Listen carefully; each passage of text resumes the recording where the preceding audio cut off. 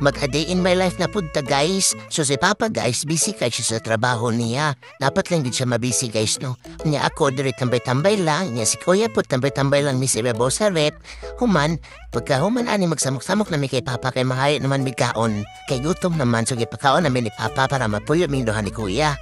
Unya karon maglugnutan na sad ni Papa kay mulugnot man jud ko na si Papa alay diri man kay mutaon kayo kahada kan kay muta di na mawala-wala ay mamuta.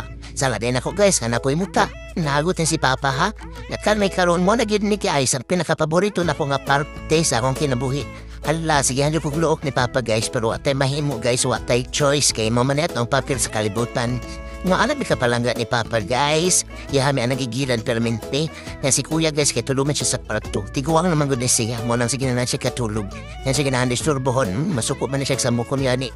Panewang Kuya guys o na magdus anyo sa ni siya guys pero muna nang tiguang. Stricto na kaayo din na gusto banha.